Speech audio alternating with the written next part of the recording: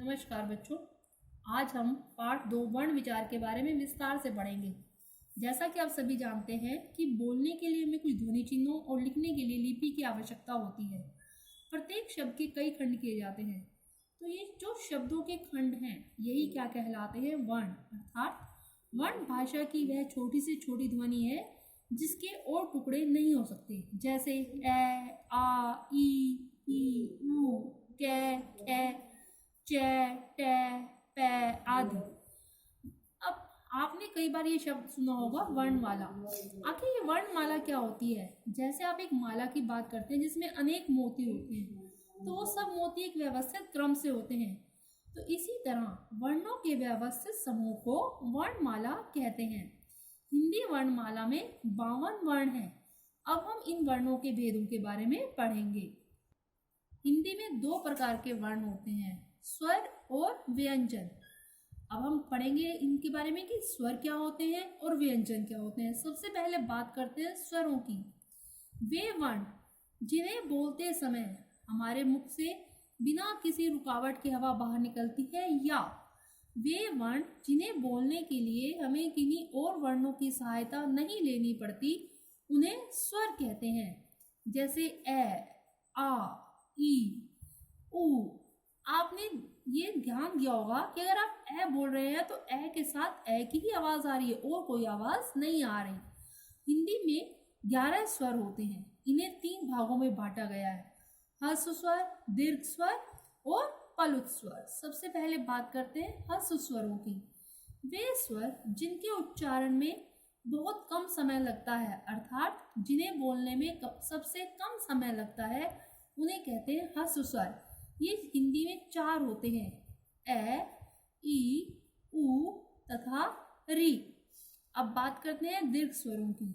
वे स्वर जिन्हें बोलने में ह्रस्व स्वरों से 2 गुना ज्यादा समय लगता है, उन्हें कहते हैं दीर्घ स्वर। आ, ई, ऊ, ए, ओ ये कहलाते हैं दीर्घ स्वर। अब बात करते हैं हम पलुत स्वरों। वे स्वर जिनके उच्चारण में ह्रस्व स्वरों से 3 गुना समय लगे, अर्थात जिन्हें बोलने में ह्रस्व स्वरों से 3 गुना ज्यादा समय लगता है, उन्हें कहते हैं पलुत स्वर। जैसे ओम।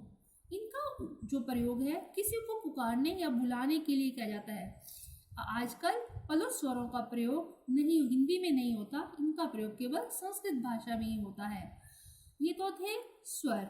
अब आपने ध्यान दिया होगा कि हम जो है अंग है, इनकी भी बात करते हैं, लेकिन ये स्वर नहीं है। इन्हें हम कहते हैं अयोगवह। ए, अंग और अंग है हिंदी वर्णमाला के ऐसे 2 वर्ण हैं जिन्हें अयोगवह कहा जाता है। अंग को अनुस्वार के रूप में और अंग है इसे विसर्ग के रूप में प्रयोग किया जाता है।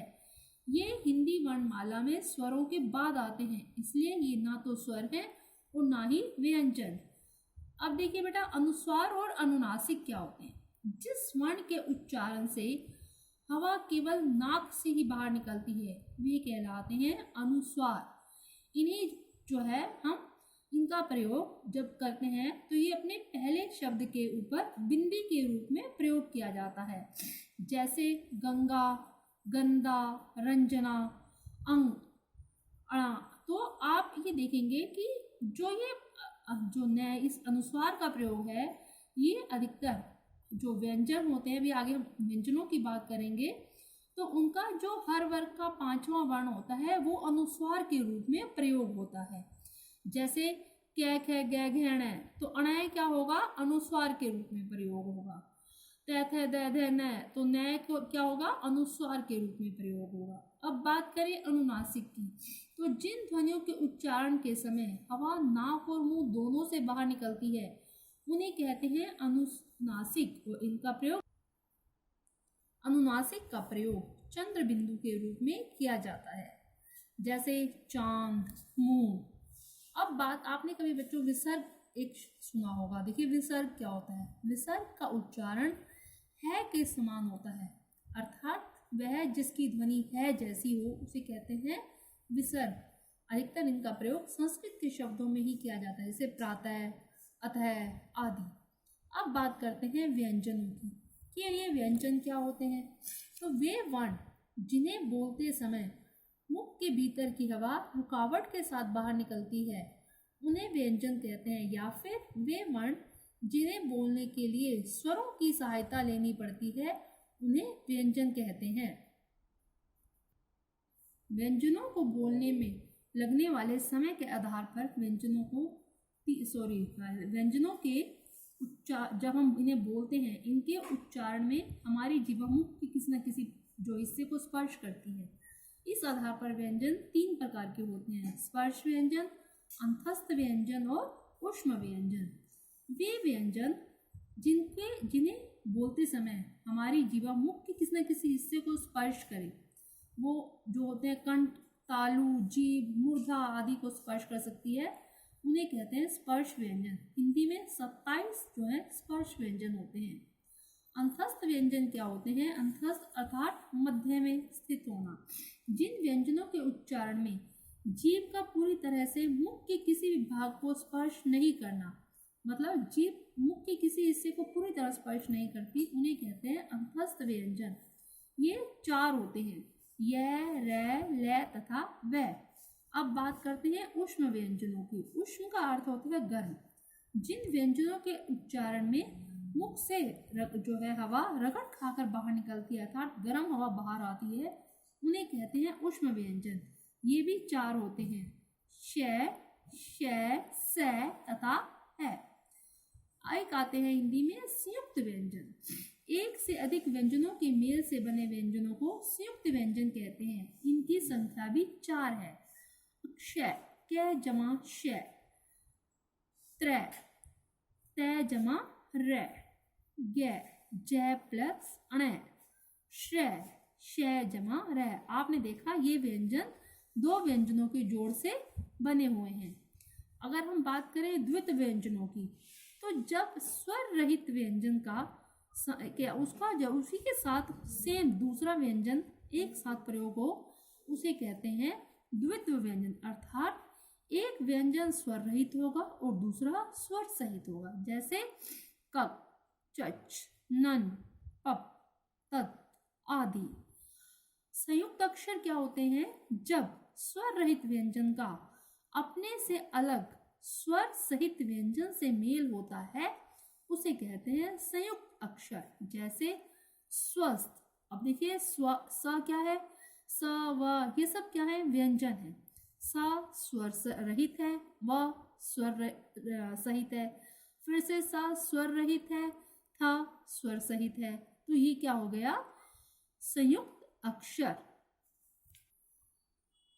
बच्चों आपने कई बार देखा होगा कि रै को कभी आप किसी व्यंजन के ऊपर लगाते हैं, किसी के पैर में लगता है, तो इसका हमें कैसे पता चलेगा कि कहाँ कौन से रै का प्रयोग करना है? तो किसी व्यंजन से पहले स्वर रहित रै होने पर रै उस व्यंजन के ऊपर लिखा जाएगा। जैसे धर्म, अगर आप बोलेंगे धर्म तो ध तो पूरा है, रा जो है इसमें स्वर नहीं मिला हुआ, इसलिए रा आधा है। आधे रै को आप उससे जो अगला व्यंजन आना है उसके ऊपर चला जाएगा ये। इसी तरह से यदि किसी हलंत या स्वर रहित व्यंजन के बाद रै आए तो रै उस व्यंजन के नीचे लिखा जाता है। जैसे प्रेरणा, प्रेम, तो पै इसमें आधा है और रै पूरा है, तो इसलिए हम जो है रै को पै के पैर में लिखेंगे। ये आपने रै का दूसरा प्रयोग करना सीखा। और जो भी ये गोलाई वाले व्यंजन होते हैं जैसे ट, ठ, ड, ढ, ये सारे जो है गोलाई, आपने देखा ना ट इसमें हाफ सर्कल है, ठ में पूरा सर्कल है, ड में भी हाफ सर्कल, ढ में भी हाफ सर्कल है। तो ये सारे जो है जितने भी राउंडल वर्ड्स हैं इनमें क्या होता है, इनमें रै इनके नीचे जो है इस तरह से लिखा जाता है, ट्रक, ड्रम आदि। अब बात करते हैं मात्रा की।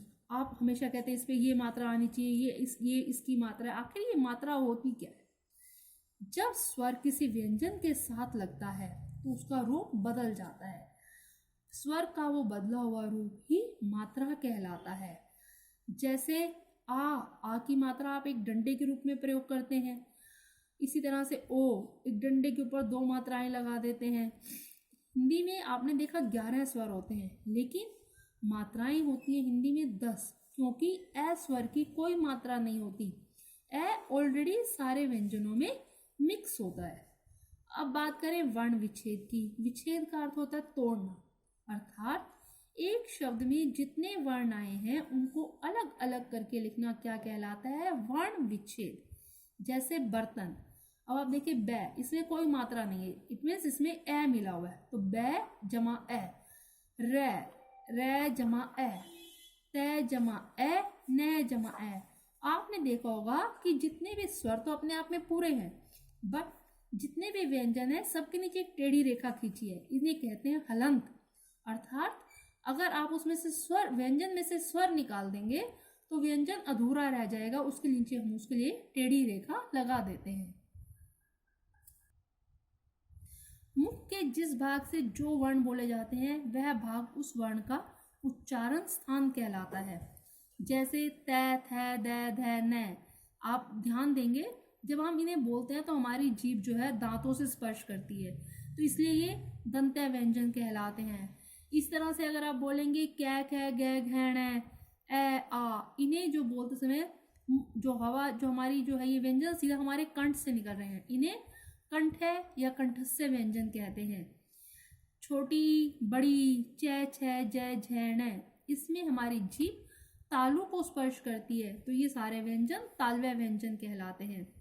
री, टे, ठे, डै, ढै, नै, ये सब इन्हें बोलते समय आपने देखा होगा कि जीभ हम जो है एकदम पलट कर पीछे आती है, अर्थात हमारी मूर्धा को टच करती है, तो ये मूर्धस्य या मूर्धन्य व्यंजन कहलाते हैं।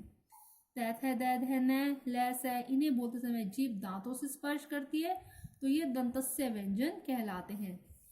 ऊ, पै, फै, बै, भै, मै, इन्हें बोलते समय हमारे दोनों होठ आपस में एक दूसरे को स्पर्श करते हैं, तो ये ओष्ठस्य व्यंजन कहलाते हैं। जितने भी अनुस्वार होते हैं, ये मैंने आपको बताया था, हर वर्ग का जो 5वां वर्ण है वो अनुस्वार के रूप में भी होता है, तो इन्हें नासिकीय व्यंजन कहते हैं। ये तो बात की हमने उच्चारण को जो बोलते समय जो हमारी जीवा जहाँ स्पर्श करती है उसके आधार पर। इसी तरह से जो हम जब इन व्यंजनों का उच्चारण करते हैं तो जो प्राण वायु आती है उसकी मात्रा के आधार पर वर्ण के 2 भेद हैं, अल्प प्राण और महाप्राण। जिन वर्णों के उच्चारण में वायु की मात्रा कम होती है, अल्प मीन्स कम, उन्हें कहते हैं अल्प प्राण। जैसे कै, गै, नै, चै, जै, नै, अर्थात हर वर्ग का पहला, तीसरा और 5वां वर्ण, और य, रै, लै, वै, ये कहलाते हैं अल्प प्राण व्यंजन। महाप्राण, महा मीन्स बहुत ज्यादा, जिन वर्णों के उच्चारण में वायु अधिक मात्रा में निकलती है वे महाप्राण कहलाते हैं। जैसे ख, गै, छ, जै, अर्थात हर जो है हमारा वर्ग है व्यंजनों का, उसका दूसरा और चौथा व्यंजन और जो है श, श, है, अर्थात ये जो उष्म व्यंजन है वो भी कहलाते हैं महाप्राण व्यंजन।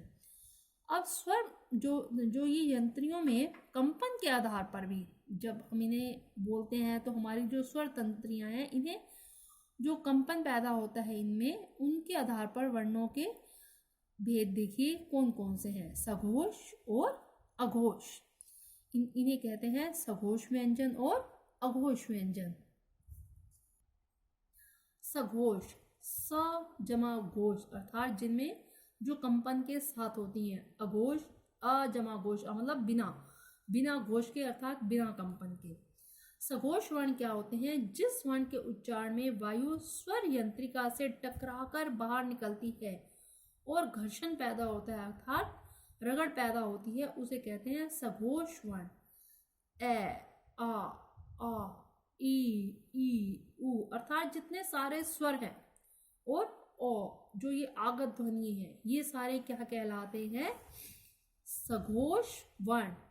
और घ, गै, नै, अर्थात हर वर्ग का तीसरा, चौथा और 5वां वर्ण, ये, और जो अंतस्थ व्यंजन है य, रै, लै, वै, ये क्या कह, यह ल वह है, अर्थात यह और ल और वह ये तो अंतस्थ व्यंजन हुए, और है क्या है, ऊष्म व्यंजन। ये क्या कहलाते हैं, सघोष वर्ण। अघोष जिस वर्ण के उच्चारण में स्वर यंत्रिका में कंपन नहीं होता उसे अघोष वर्ण कहते हैं। ये है कै ख च छ, अर्थात हर वर्ग का पहला और दूसरा वर्ण, और श श स, अर्थात ये कौन से व्यंजन है हमारे, ऊष्म व्यंजन। ये क्या कहलाते हैं, अघोष वर्ण। अब तक आपको ये पार्ट अच्छे से समझ में आ गया होगा। यहां तक तो आपने पार्ट समझ लिया। आगे बात करते हैं बलाघात की। तो अब हम बात करते हैं बलाघात की। बल जमा आघात, किसी शब्द को बोलते समय उसका आशय स्पष्ट करने के लिए अक्षर के उच्चारण पर बल दिया जाता है, उसे कहते हैं बलाघात। जैसे मैं आज खाना नहीं खाऊंगा, वाक्य में जो है मैं, इस पर बल देने से स्पष्ट है कि मैं आज खाना नहीं खाऊंगा, अपने बारे में कहा जा रहा है। इसका जो है हम 3 आधारों पर इन्हें बांट सकते हैं, शब्द स्तर पर, वाक्य स्तर पर, और सॉरी दो प्रकार से इन्हें बांटा जाता है, शब्द स्तर पर और वाक्य स्तर पर। जैसे देखिए, शब्द का उच्चारण करते समय जब किसी वर्ण पर विशेष बल दिया जाए तो वहां शब्द बलाघात होता है। जैसे खिलाया, दिलवाया, जैसे खी तथा वा, इन पर बल देने के कारण बलाघात है। वाक्य स्तर पर वाक्य बोलते समय उसमें आए विशेष शब्द के उच्चारण पर बल देने का वाक्य बलाघात होता है। जैसे निर्जा पुस्तक पढ़ती है, यहाँ निर्जा पढ़ती है, कोई और नहीं, तो निर्जा शब्द पर बल दिया जा रहा है, तो ये पूरा क्या कहलाएंगे, वाक्य बलाघात। निर्जा पुस्तक पढ़ती है, इसमें पुस्तक पर जोर दिया जा रहा है, अर्थात तो पुस्तक पढ़ती है, कुछ और नहीं, इसे कहेंगे वाक्य बलाघात। वाक्यों के जो वर्णों के संबंध में कई तरह की जो है अशुद्धियां भी होती हैं। जैसे कई बार हम क्या करते हैं, जैसे लगान, लगान नहीं होता उसे बोलते हैं लगान। तो इस तरह की हमें उच्चारण संबंधी जो वर्णों की अशुद्धियों पर ध्यान देना चाहिए और अपनी भाषा को शुद्ध बनाने के लिए वर्णों का प्रयोग सही रूप से करना चाहिए। धन्यवाद।